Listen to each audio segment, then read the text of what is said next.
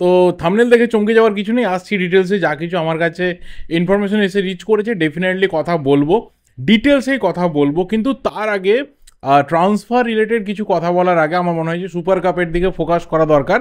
কারণ আমরা আমাদের কোয়ার্টার ফাইনালিস্টদের পেয়ে গেছি, 8টা কোয়ার্টার ফাইনালিস্ট টিম আমরা পেয়ে গেছি। 4টে ম্যাচের সম্বন্ধে আমরা জানতে পেরে গেছি। একবার চোখ বুলিয়ে নেওয়া যাক। প্রথমেই হবে Kerala versus Mohun Bagan. Heavy interesting match হতে চলেছে। যেমনই টিম নামুক না কেন, এই দুটো টিম যখন মাঠে নামে একটা অন্য উচ্চতার ফুটবল হয়। সেকেন্ড ম্যাচ অবশ্যই রয়েছে গোয়া ভার্সেস পাঞ্জাব। পাঞ্জাব একটা আলাদা এনার্জি নিয়ে নেমেছে। গোয়ার কাছে চ্যালেঞ্জ একটা ট্রফি জেতার এই সিজনের, দেখা যাক কী হয়। থার্ড ম্যাচটা আমার কাছে অন্যতম ইন্টারেস্টিং ম্যাচ হতে চলেছে, যেটা Inter Kashi versus Mumbai city FC হবে। ইন্টারকাসি অলরেডি একটা হিউজ রেজাল্ট আমাদের সামনে তুলে ধরেছে, এবার দেখা যাক মুম্বাইয়ের এগেনস্টে কী হয়। আর লাস্ট যে ম্যাচটা কোয়ার্টার ফাইনালে রয়েছে সেটা আজকে আমরা জানতে পারলাম, নর্থ ইস্ট ইউনাইটেড এফসি যারা আজকে 6-0 গোলে মোহামেডান স্পোর্টিংকে হারিয়েছে, তারা মিট করবে জামশেদপুর এফসিকে। তো ওই ম্যাচটাও কিন্তু আরও একটা অসাধারণ অনবদ্য ম্যাচ হবে। তো অন্ততপক্ষে বলা যেতে পারে যে 4টে কোয়ার্টার ফাইনাল ম্যাচের 4টে ডিফারেন্ট অ্যাসপেক্ট রয়েছে, এবং কোথাও এই 4টে ম্যাচই কিন্তু টপ লেভেলের এনজয়িং ম্যাচ হবে। আর এর সাথে আমি একটা ছোট্ট জিনিস অ্যাড করতে চাই, যে কোয়ার্টার ফাইনালের ম্যাচগুলো থেকেই কিন্তু আমরা টিভিতে স্টার স্পোর্টস 3-তে ম্যাচগুলো দেখতে পাবো। যারা এতদিন ধরে ম্যাচ দেখা নিয়ে ক্ষোভ জানিয়ে আসছিল, বিশেষ করে যারা টিভিতেই খেলা দেখতে পছন্দ করে বা টিভি ছাড়া অন্য কোনো অপশনের দিকে যান না, তাদের ক্ষেত্রে কিন্তু প্রবলেম মিটে যাচ্ছে। কোয়ার্টার ফাইনাল, সেমিফাইনাল এবং ফাইনাল, এই যে রিমেনিং 7টা ম্যাচ থাকছে, এই 7টা ম্যাচ কিন্তু টিভিতে স্টার স্পোর্টস 3-তে খেলা দেখা যাবে, অ্যাজ ওয়েল অ্যাজ জিও হটস্টারে যেমন দেখা যায় সেইভাবে কিন্তু দেখা যাবে। তো খুব আনফর্চুনেট ব্যাপার আমাদের ইন্ডিয়ান ফুটবলেই এই জিনিসটা হয়, যে একটা টপ ডোমেস্টিক টুর্নামেন্ট হচ্ছে, ডোমেস্টিক কাপ টুর্নামেন্ট হচ্ছে, এবং সেটাও টপ টিয়ার, কোনো লোকাল টুর্নামেন্ট না, কোনো মানে ছেলে খেলা টুর্নামেন্ট না, এটা অফিসিয়াল টুর্নামেন্ট। এবং যে টিম চ্যাম্পিয়ন হবে তারা কন্টিনেন্টাল টুর্নামেন্ট খেলতে যাবে। তো সেই ম্যাচও কিন্তু সবকটা ম্যাচ আমরা টিভিতে টেলিকাস্ট হতে দেখতে পাচ্ছি না। অবভিয়াসলি ব্রডকাস্ট হয়েছে, আমরা যারা ইন্টারনেট অনেক বেশি করে ব্যবহার করি, ফোন ল্যাপটপ এই জায়গাতে খেলা দেখতে পছন্দ করি, তারা দেখতে পেয়েছি। কিন্তু মাথায় রাখা দরকার যে একটা large section of senior citizens রয়েছেন, বা অনেকে আমাদের বয়সে আমাদের থেকে ছোটরাও রয়েছে, যারা হয়তো এই ল্যাপটপ বা মোবাইলে এতটাও ঠিকঠাকভাবে স্বাচ্ছন্দ্য বোধ করেন না খেলা দেখতে। এবং আমি নিজে রয়েছে, আমি আমার কথাও পার্সোনালি বলতে পারি, আমিও মনে করি যে সামনে টিভিটা থাকবে এবং সেখানে খুব ফ্রি মাইন্ডে খেলা দেখা যাবে। কারণ হাতের কাছে যদি ল্যাপটপ বা কম্পিউটার থাকে, যদি ফোন থাকে, অনেক সময় ডিস্ট্র্যাক্ট হয়ে যাওয়ার একটা চান্স থাকে, সেটা কিন্তু টিভিতে থাকে না।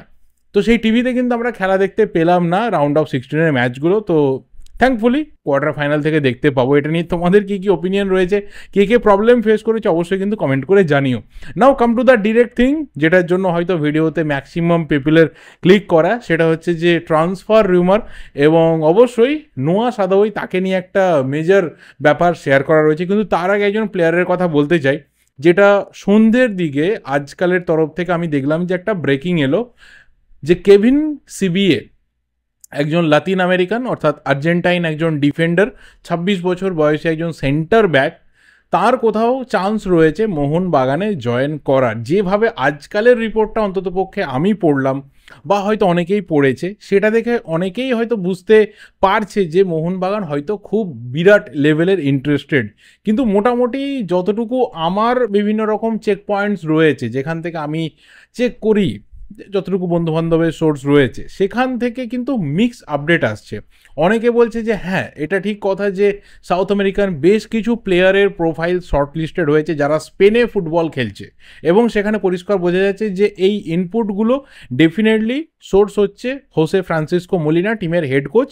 তার একটা বিরাট বেস রয়েছে, স্প্যানিশ ফুটবলে একটা বিরাট বেস রয়েছে, অস্বীকার করার জায়গা নেই। তিনি হাতের তালুর মতো করে স্প্যানিশ ফুটবলটাকে চেনেন, বিভিন্ন লিগে কোন প্লেয়াররা আসছে যাচ্ছে, কে কত ভালোভাবে উঠছে, কার কত প্রমিস রয়েছে, তিনি খুব ভালো করে জানেন। বা তার যে সোর্স, সেটা অন্ততপক্ষে এই মুহূর্তে ইন্ডিয়ান ফুটবলে যত লোকজন কাজ করছে, আমার মনে হয় যে আনডাউটেডলি অনেকের থেকে বা সবার থেকে হয়তো বেশি। কারণ তিনি স্প্যানিশ ফুটবল ফেডারেশনে দীর্ঘ সময় ধরে, দীর্ঘ কয়েক বছর ধরে তিনি ডিরেক্টর অফ ফুটবল হিসেবে কিন্তু কাজ করেছেন। তো পজিশনটা বুঝতে পারছো, হাই লেভেলের একটা পজিশন। অ্যাডমিনিস্ট্রেটিভ পজিশন হলেও কিন্তু তার হাতে সব রকমের ইনফরমেশন থাকতো।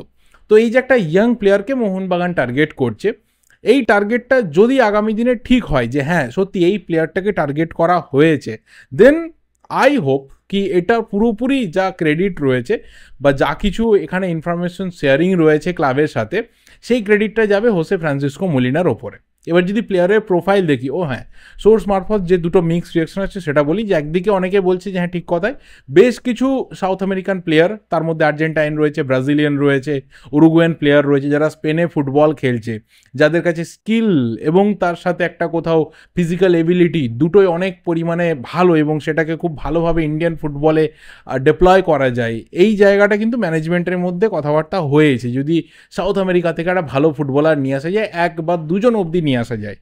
এবার দ্বিতীয় প্রসঙ্গ হচ্ছে যে এই প্লেয়ার যে সেই প্লেয়ার বা সেই লিস্টের মধ্যে রয়েছে, এটা ম্যাক্সিমাম জায়গা থেকে অন্ততপক্ষে কনফার্মেশন উঠে আসেনি। বাট হ্যাঁ, যখন একটা রিলায়েবল মিডিয়া থেকে এই খবর আসছে তখন সেটাকে আমাদের একটা স্টেজ অবধি মান্যতা দিতে হবে। পরে কি হবে না হবে, এটা ঠিক না ভুল, সেটা পরের কথা। বাট যদি ম্যানেজমেন্টের লিস্টে থাকে সেটা নিয়ে আমাদের কথা বলতে প্রবলেম কিছু নেই। প্লেয়ারটার প্রোফাইল যদি আমরা দেখি তাহলে অবশ্যই আর্জেন্টিনা থেকে তার উঠে আসা, রিভার প্লেটের ইউথ ফুটবল টিম থেকে তার উঠে আসা, পরবর্তী সময়ে স্পেনে গিয়ে সবথেকে বড় ক্লাব তার কেরিয়ারে ভ্যালেন্সিয়ার ইউথ টিমে সে ছিল, বর্তমানে স্প্যানিশ 3rd ডিভিশনে আপাতত ফুটবল খেলছে, রেগুলার বেসিসে ফুটবল খেলছে, যথেষ্ট ভালো একজন প্লেয়ার। এবং সবথেকে বড় প্লাস পয়েন্ট বা তাকে যদি মোহনবাগান আগামী দিনে নিয়ে আসে, তার সবথেকে বড় রিজন হতে পারে যে তার age. He is just 26 years old, এবং যেহেতু তার কেরিয়ারের ম্যাক্সিমাম যে টাইমটা আপাতত সেটা রয়েছে স্পেনে, তো সেখানে কিন্তু কোচ হোসে ফ্রান্সিসকো মলিনার সাথে তার যে কম্বিনেশন, তার যে একটা কোথাও ভালো একটা ইউনিটি তৈরি হওয়া, আমার মনে হয় যে সেটা খুব ভালোভাবে হবে। এবং ডেফিনেটলি আমি আবারও বলছি, যে এটা কোচের সিদ্ধান্তে হয় তাহলে নিশ্চিতভাবেই তিনি দেখে শুনে প্লেয়ারটিকে নিয়ে আসার চিন্তাভাবনা করবেন। তবে হ্যাঁ, এখনই মানে কনক্লুশনে জাম্প করে যাওয়াটা উচিত না যে এই প্লেয়ারটাই এসে গেল, এই প্লেয়ারটাই ফাইনাল, এখনই এই কনক্লুশনে জাম্প করার দরকার নেই। আমি বলবো যে একটু পেশেন্স রাখা দরকার, একটু হোল্ড করা দরকার। মোহনবাগানের ক্ষেত্রে কি হয়, অলওয়েজ ফ্যানেদের একটা ডিমান্ড থাকে যে ভালো ভালো প্লেয়ার মোহনবাগান ম্যানেজমেন্ট সার্চ করবে, ভালো ভালো প্রোফাইল মোহনবাগান ম্যানেজমেন্ট ঘাঁটাঘাঁটি করবে। সেখানে ফ্যানেদেরও একটা জানার ইচ্ছা থাকে যে কত ভালো ভালো প্লেয়ারদের প্রোফাইল নিয়ে মোহনবাগান ম্যানেজমেন্ট চিন্তাভাবনা করছে, অ্যান্ড ফাইনালি যে প্লেয়ার সিগনেচার হচ্ছে, আগের প্রোফাইলগুলো যেগুলো রিজেক্টেড হয়েছে তাদের থেকে কতটা ভালো বা খারাপ। এর কারণে কি হয়, প্রচুর নাম বেরিয়ে আসে। এবার সেই নামগুলোর মধ্যে দেখা যায় যে হয়তো 30 বা 40% খুব জেনুইন নাম, যে হ্যাঁ সত্যিই ম্যানেজমেন্টের লিস্টের মধ্যে ছিল। এই প্লেয়ারদেরকে নিয়ে চিন্তাভাবনা করা হয়েছে, কারোর নাম হয়তো টেবিলে এসে পড়েছে, কারোর নাম হয়তো আলোচনা হয়েছে, কারোর নামটা ফাইনালি একদম ডেভেলপমেন্ট স্টেজ অবধি গিয়ে রিচ করেনি, অন্য ব্যাপার। কিন্তু এর বাইরে অনেক কটা নাম এই ট্রান্সফার যখন সিজন ওপেন থাকবে তখন কিন্তু নাম এমন ভেসে আসবে যে নামগুলো হয়তো সেইভাবে কল্পনাতীত, যে এই নাম নিয়ে আলোচনা হয়নি, এই নাম নিয়ে মোহনবাগান ম্যানেজমেন্ট ভাবেইনি বা কেউ জানেই না যে এই নামের প্লেয়ারকে নিয়ে কোনো ধরনের আলোচনা হয়েছে বলে। তো এগুলোকে মেনে নিতে হবে, this is part of life. Naturally transfer মার্কেটের রিউমার, বিভিন্ন ধরনের ব্রেকিং যারা দেন তারা এই বিভিন্ন রকম থিওরির উপরে কাজ করেন।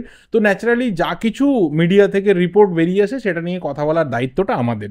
তো এটা আপাতত ব্যাপার যে হ্যাঁ, মোহনবাগানের সাথে একজন প্লেয়ারের নাম জুড়েছে, একটা ইন্টারেস্টিং সিগনেচার হতে পারে। আমি বলবো না একদম শুরুতেই যে it will be a very big signature or a great signature, কারণ তার প্রোফাইলের সাথে সেটা ম্যাচ করবে না, but this could be a very interesting signature. তার এজ এবং মোটামুটি তার রেগুলার বেসিসে নিজের ডেভেলপমেন্ট, সেই দিক থেকে দেখতে গেলে যে মোহনবাগান একটা ইন্টারেস্টিং সিগনেচার করাবে যদি এই কেভিন সিবিএকে ফাইনালি মোহনবাগান সই করায়। আজকালের রিপোর্টটা পড়লে মনে হবে যে অলমোস্ট সব ডান হয়ে গেছে, শুধুমাত্র সইয়ের অপেক্ষা। অন্ততপক্ষে আমার মনে হয় না যে এতটা আর্লি মোহনবাগান এত বড় ডিসিশন নেবে বলে। একটা লম্বা সময় অবধি অপেক্ষা করবে, তারপর বিভিন্ন রকম অ্যাসেসমেন্টের পর একটা ডিসিশন নেবে। টম অলরেডের ব্যাপার এখনও অবধি যে 100% ওভার হয়ে গেছে তাও কিন্তু না। টম অলরেডকে 100% ডিসিশন নেওয়া হয়ে গেছে, তাকে ছেড়ে দেওয়া হচ্ছে, এটাও না। ডেফিনেটলি আবারও বলছি, অ্যাসেস করা হবে যে তার থেকে আরও ভালো প্রোফাইলের বিদেশি ডিফেন্ডার মোহনবাগান আনছে কিনা, এবং অবশ্যই এফসি চ্যাম্পিয়ন্স লিগ 2-এ সে কতটা ভালোভাবে মানিয়ে নিচ্ছে এই সবটার উপরে কিন্তু ডিপেন্ড করবে, এটা এর আগের ভিডিওতেই ডিসকাস করেছি। কিন্তু সেকেন্ড যে বিষয়টা নিয়ে কথা বলার রয়েছে, মানে যে প্লেয়ারকে নিয়ে কথা বলার রয়েছে, খুব ইন্টারেস্টিং ম্যাটার হতে চলেছে যে নোয়া সাদাউই কি কলকাতার পথে? নোয়া সাদাউই দ্য সেন্সেশনাল লেফট উইঙ্গার কি কোথাও কলকাতার পথে? কলকাতার কোনো ক্লাব তাকে টার্গেট করছে? আপাতত যতটুকু ইনফরমেশন এসেছে, কিন্তু এখানে প্রথমেই ক্লারিফাই করে দেওয়া দরকার, কলকাতার 3 ক্লাব আইএসএলে রয়েছে, মোহনবাগান, ইস্টবেঙ্গল, মোহামেডান স্পোর্টিং। কিন্তু মোটামুটি যতটুকু আমার কাছে ইনফরমেশন আমি গ্যাদার করতে সক্ষম হয়েছি এই ইনফোটা পাওয়ার পরে, সেখান থেকে এই 3টে ক্লাবের তরফ থেকেই যে নোয়ার ওপর কেউ ইন্টারেস্টেড বা নোয়ার সাথে কারো কথা হচ্ছে এই ধরনের কোনো কনফার্মেশন আমি পাইনি। এবার আমি কনফার্মেশন পাইনি মানে এই নয় যে কোনো ক্লাব কথাবার্তা বলছে না, আমি কোনো বড় কেউ কেটা নই। আমি ইনফরমেশন পাইনি, সেটা আমার ব্যাপার, আমি এখানে ঠিক হতে পারি, আমি ভুল হতে পারি, আমার হিট হতে পারে, মিস হতে পারে, কিন্তু আমি যতটুকু ইনফরমেশন পেয়েছি সেখানে এই 3টে ক্লাবের কোথা থেকেও আমার কাছে অন্তত কনফার্মেশন আসেনি যে হ্যাঁ কথাবার্তা হচ্ছে বলে বা কথা হয়েছে বলে বা কেউ ইন্টারেস্টেড বলে। বাট দ্যাট ডাজন্ট মিন কি কেউ ইন্টারেস্টেড না বা কেউ ইন্টারেস্টেড ছিল না বা আগামী দিনে কেউ ইন্টারেস্টেড হবে না। এবার ব্যাপারটা কি? ব্যাপারটা এটাই যে নোয়ার যে ক্যাম্প রয়েছে সেই ক্যাম্প থেকে চেষ্টা করা হচ্ছে যে কলকাতার ক্লাবে নোয়া সাদাউইকে দিতে। এবার কলকাতার ক্লাব মানে এই মুহূর্তে যা পরিস্থিতি, সেখানে মোহনবাগান এবং ইস্টবেঙ্গল, কারণ মোহামেডান স্পোর্টিংয়ের যে ডামাডোল পরিস্থিতি চলছে, ডেফিনেটলি কোনো বোকা লোক ছাড়া তাদের সাথে আপাতত কথাবার্তা বলবে না যতদিন না তাদের ইনভেস্টার ইস্যু সেটা মিটে যায়। তো মোহনবাগান এবং ইস্টবেঙ্গলের দিকে যদি তাকানো যায়, আগে এই অ্যাসেসটা করে নিই, পরে নোয়া সাদুইর যে মেন ব্যাপারটা সেটা শেয়ার করব। মোহনবাগানের দিকে যদি তাকানো যায় তাহলে অলরেডি 3জন ফরওয়ার্ড রয়েছে, দে আর কন্ট্রাক্টেড, ম্যাকলারেন, কামিংস এবং পেত্রাতস। তাহলে যদি নোয়া সাদাউই আসে তাহলে সেই ইকুয়েশনটা কী দাঁড়াবে আমি সিরিয়াসলি জানি না। তবে হ্যাঁ, অনেকে বলতে পারে যে দেখো এএফসি চ্যাম্পিয়ন্স লিগ 2 এর কথা ভেবে এখানে কোথাও কিন্তু কোচ একটা রোটেশন পদ্ধতি রাখতে পারেন এবং পেত্রাতসের যে পারফরমেন্স রয়েছে সেটাকে কোথাও স্ক্যানারের তলায় আগামী সিজনে রাখা হতে পারে এবং নোয়া সাদুইকে আগে ভাগে যখন সুযোগ পাওয়া যায় মোহনবাগান তুলে নিতে পারে। ইস্টবেঙ্গলের ক্ষেত্রে কী হতে পারে? ইস্টবেঙ্গলে কিন্তু পুরো ওপেন গেট রয়েছে। ইস্টবেঙ্গলে রিচার্ড সেলিস চলে যাচ্ছে, থাকছে না, খুব স্বাভাবিক ব্যাপার। ইস্টবেঙ্গলে দরকার রয়েছে, ইস্টবেঙ্গলে একজন ডেডলি এই ধরনের ফরওয়ার্ড দরকার রয়েছে, ঠিক কথা। কিন্তু আবারও বলছি, আমার কাছে যতটুকু ইনফরমেশন, যেই ক্লাবগুলোর থেকে কোথাও মানে নোয়া সাদুইকে নিয়ে ভাবনা চিন্তা এখন অবধি করা হয়নি, আমার কাছে যা আপডেট এসে পৌঁছেছে। কিন্তু হ্যাঁ, নোয়ার ক্যাম্প যেটা চাইছে তাকে কলকাতায় পাঠাতে, তাকে কলকাতার বড় ক্লাবে পাঠাতে, এর দুটো রিজন রয়েছে। নাম্বার 1, কেরালার যে ড্রেসিং রুমের পরিস্থিতি, সেখানে কিন্তু লুনার সাথে নোয়ার যে সম্পর্ক, সেই সম্পর্ক এখনও অবধি খুব একটা ভালো না। কোচ তিনি চেষ্টা চালিয়ে যাচ্ছেন, তিনি প্রথম দিনকে বুঝতে পেরেছেন যে নোয়া কতটা ইম্পর্টেন্ট তার টিমের জন্য এবং সেই ট্রেনিং সিজন পেরিয়ে যখন তিনি মাঠে নেমেছেন সেদিনকেও তিনি বুঝতে পেরেছেন যে নোয়া কতটা ইম্পর্টেন্ট তার জন্য, এবং সেখানে কিছু সময়ে হয়তো তিনি লুনার থেকে নোয়াকে বেশিও প্রায়োরিটি দেবেন, এটাও আপডেট পাওয়া যাচ্ছে। কিন্তু এই ক্ষেত্রে একটা জিনিস মেনশন করা দরকার যে নোয়া সাদাউই তার যে পরবর্তী সিজনে চুক্তি শেষ হয়ে যাচ্ছে সেটা রিনিউ হওয়ার কিন্তু কোনো রকম প্ল্যানিং এখনও অবধি কেরালা ব্লাস্টার্স ক্যাম্পের তরফ থেকে নেই। তো সেই কারণে তার আগে ভাগে কোথাও নোয়ার ক্যাম্প কিন্তু চাইছে যে প্রয়োজনে তাকে অন্য কোথাও নিয়ে যেতে, যাতে সেখানে সে খুব ফ্রিভাবে খেলতে পারে এবং এমন কোথাও নিয়ে যেতে যেখানে কোথাও তার একটা ট্রফি উইনিং চান্স বাড়বে এবং একটা আরও বেটার এনভায়রনমেন্ট এবং অবশ্যই ফ্যান ফলোয়িং একটা গ্যাদারিং এনভায়রনমেন্টে সে খেলতে পারবে। এবার এখানে পরিষ্কার ব্যাপার যে লাস্ট কল কিন্তু নেবে কেরালা ব্লাস্টার্সের কোচ ডেভিড কাটালা, কারণ তিনি পরিষ্কার ম্যানেজমেন্টকে জানিয়েছেন কোন প্লেয়ার বেরোবে সুপার কাপের পর আর কোন পজিশনে প্লেয়ার ঢুকবে, এটা কিন্তু তিনি ফাইনালি ঠিক করবেন। অবভিয়াসলি ক্যারোলিস রয়েছে, তিনি দায়িত্বে ডেফিনেটলি রয়েছেন, প্রতিবারে তিনি ভালো ভালো কিছু করার চেষ্টা করেন, কিন্তু এইবারে কোচ তিনি বলেছেন যে এইবারের কল কিন্তু আমি নেব, কারণ এমন একটা সিচুয়েশনে তিনি দায়িত্ব নিয়েছেন যেখানে তিনি পরিষ্কার বুঝতে পারবেন যে আগামী সিজনে তার কী কী দরকার। সেখানে দাঁড়িয়ে ম্যানেজমেন্টও কিন্তু তার ঘাড়ের উপর কিছু চাপিয়ে দিতে চাইছে না। এবং আদ্রিয়ান লুনার যা চোটের পরিস্থিতি, আগামী সিজনে কি হবে তাকে নিয়ে এটাও একটা বড় ব্যাপার। যদি এই ক্ষেত্রে লুনা ছিটকে যায় আর নোয়া থেকে যায় তাহলে তো কোনো প্রসঙ্গ আর থাকছে না, কিন্তু যদি কোথাও নোয়ার ক্যাম্প থেকে ফাইনালি ঠিক করেই নেওয়া হয় যে হ্যাঁ তাকে কেরালা থেকে বার করে আনা হবে, তাকে কোথাও ফ্রি একটা এনভায়রনমেন্টে খেলতে দেওয়া হবে, সেটা তার ক্যাম্পের দায়িত্ব, তাহলে আমার মনে হয় যে শেষ মুহূর্তে কিন্তু পরিস্থিতি বদলে যেতে পারে। কলকাতা না হোক মুম্বাই হতে পারে, কলকাতা মুম্বাই না হোক সেটা ওড়িশা হতে পারে, কলকাতা মুম্বাই ওড়িশা না হোক সেটা বেঙ্গালোর হতে পারে, যে কোনো জায়গা হতে পারে, কিন্তু নোয়া সাদাউইকে নিয়ে কিন্তু আগামী ট্রান্সফার উইন্ডো গরম থাকতে পারে, এইটুকু আভাস পাওয়া যাচ্ছে। তো দেখা যাক কী হয়। অ্যাটলিস্ট আমি খুব হ্যাপি হব যে যদি নোয়াকে বাংলার কোনো ক্লাবে খেলতে দেখতে আসতে পারি, যদি কলকাতার দুই প্রধানের মধ্যে কোথাও খেলতে দেখতে পারি, কিন্তু তার চান্স এই মুহূর্তে আছে বলে যতটুকু আমি ইনফরমেশন পেয়েছি আমার মনে হচ্ছে না। বাট আমি আবারও রিপিট করে ভিডিওটা শেষ করবো যে আমি এই ইনফরমেশন পেয়েছি যে হ্যাঁ নোয়ার সাথে কেউ কথা বলেনি, তার মানে এই নয় যে নোয়ার সাথে কেউ কথা বলেনি। হতে পারে যেটা খুবই ইন্টারনাল একটা ডিসকাশনের মধ্যে রয়েছে, ক্লাবের যা কিছু সোর্স রয়েছে কেউ এটা স্বীকার করতে চাইছে না, অ্যান্ড দ্যাটস ভেরি গুড। স্বীকার করতে কেউই চাইবে না, খুব হাই প্রোফাইল একটা সিগনেচার হবে যে ক্লাবেই হোক না কেন, অ্যান্ড ডেফিনেটলি একটা গেম চেঞ্জিং সিগনেচার হতে পারে যদি কলকাতার দুই প্রধানের মধ্যে কোথাও একটা সে আসে।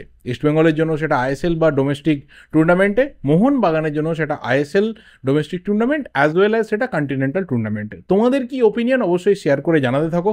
কোথায় নোয়া সাদাউ এলে তোমাদের ভালো লাগবে সেটাও জানাও, নাকি কেরালাতে থাকলে কেরালার জন্য সেটা ভালো হবে সেটাও জানাতে থাকো। টোটাল ভিডিওটা নিয়ে যা কিছু ওপিনিয়ন শেয়ার করতে থাকো। দেখা হবে পরের ভিডিওতে। Thank you, goodbye and good night.